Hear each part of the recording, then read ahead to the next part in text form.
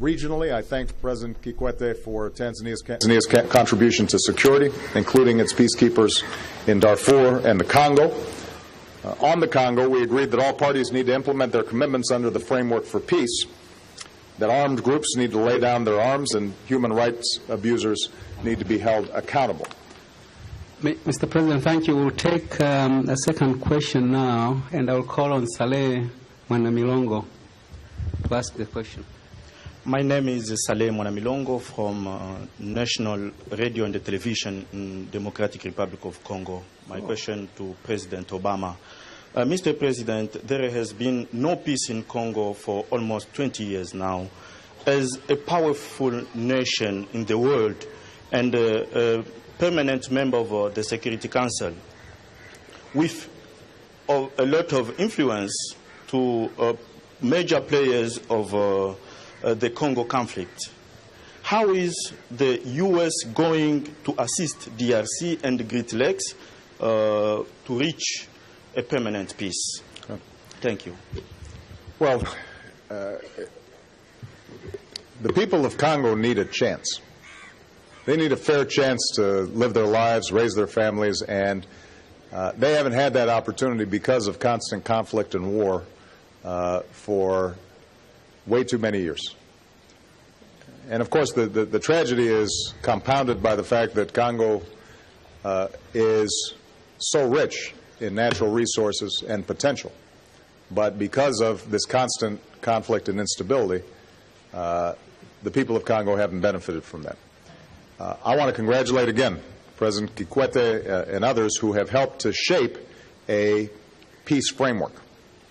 Because one of the things that I've said throughout this trip is the United States doesn't seek to impose solutions on Africa. We want to work with Africans to find solutions to some of these ongoing security and regional problems.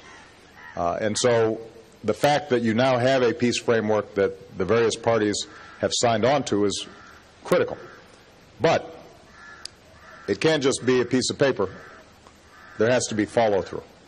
And so one of the things that I discussed with President Kikwete is how we can encourage all the parties concerned to follow through on commitments that they've made in order to bring about a lasting solution inside of Congo. That means, for example, that President Kabila inside of Congo, he has to do more and better when it comes to dealing with the DRC's capacity on security issues and delivery of services. And that's very important, because if there's a continuing vacuum there, then that vacuum sometimes gets filled by actors that don't have the best interests of Congo at heart. And we're prepared to work with the United Nations and regional organizations and others to help them build capacity. The countries surrounding the Congo, they've got to make commitments to stop funding armed groups that are encroaching on the territorial integrity and sovereignty of the Congo. And they've signed on to a piece of paper now. Now the question is, do they follow through? And so we're prepared to work with anybody to try to make this happen. Ultimately, though, the countries involved have to recognize it is in their self-interest to do so. We can't force a solution onto the region. The peoples of the region have to stand up and say that's enough. It's time to move forward in a different way. And by the way, that means holding those who've committed gross human rights abuses accountable for what they've done. But there's an opportunity for peace here. And the countries surrounding the Congo should recognize that if the Congo stabilizes, that will improve the prospects for their growth and their prosperity. Because right now, it's as if you have a millstone around your neck. If you have one of the biggest countries in terms of geography in all of Africa, with all these natural resources, but it's constantly a problem as opposed to being part of the solution, everybody suffers.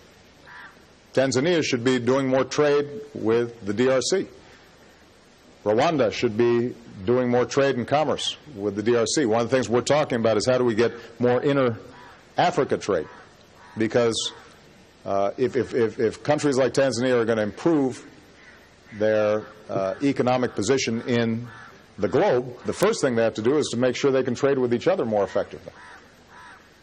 Right now in Africa, this is true not just in Tanzania, but in Kenya and Uganda and other places, it's easier to send flowers or coffee to Europe than it is to send it across the way.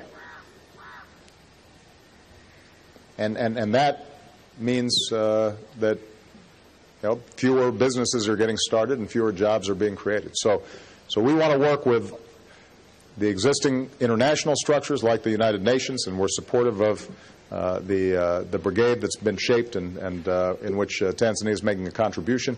But ultimately it's going to be the African countries themselves that have to follow up on the commitments that they've already made.